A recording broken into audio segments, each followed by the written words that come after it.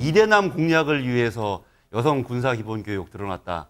이렇게 기사도 벌써 그렇게 입장을 바라보고 있는 것 아니겠습니까? 김기현 의원이 지금 다 아시는 것처럼 곧 있을 국민의힘 전당대회를 앞두고 여러 가지 무리수를 많이 두시고 계시는데 저는 그런 거에 하나라고 생각이 들고요.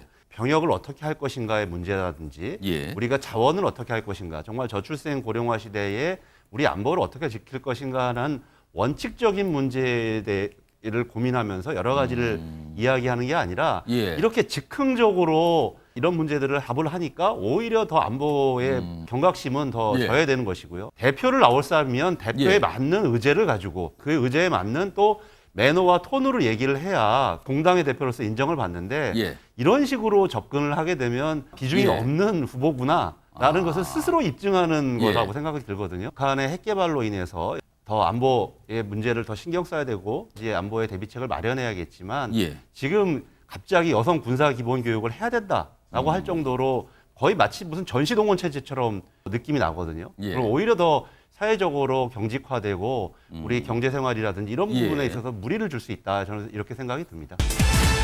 저는 두 가지 의미가 다 있다고 생각합니다.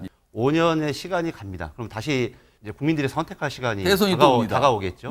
그만큼 시간도 빠르지만 그 시간이 빠른 만큼 준비도 더 잘해야 된다라고 저는 질책하시는 의미다라고 생각합니다. 질책의 의미가 담겼다고. 거기에도 담겨 있다고 생각합니다. 시간이 빨리 가니까 너희들이 민주당이 5년 뒤면 무조건 이길 수 있어. 이런 말이 절대 아니고. 그냥 버티면 된다 이 뜻은 그런 아니라는 전혀 겁니까? 아닙니다. 오히려 시간은 빨리 가는 만큼 그만큼 더 준비를 열심히 해야 된다. 그렇지 않으면 국민들의 선택받기 어렵다. 저는 이런 부분들이 다 같이 다 들어있다고 생각합니다. 좀 민생의 문제에 대해서는 이재명 대표를 중심으로 여러 가지 민생의 제안들을 하고 있고 또 지금 민주주의를 후퇴시키고 있는 윤석열 정부에 대해서는 강력하게 대응하고 이 두 가지 문제를 같이 추진해가는 게 저희 민주당의 모습이고요.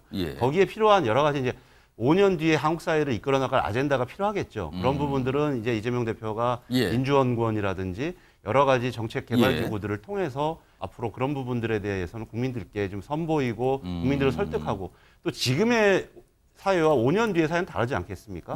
시대와도 다르기 때문에 그런 것들을 위한 준비도 해 나가야 된다고 생각을 하고 최근에 이렇게 해서 우리 교섭단체 대표 연설의 기본사회였던 이재명 대표 연설과 정진석 대표의 정말 터무니없는 연설에 아주 비교가 정확하게 됐다고 생각이 들거든요. 그런 점에서 저는 그런 하나 둘씩 준비를 해 나가야 된다고 생각합니다.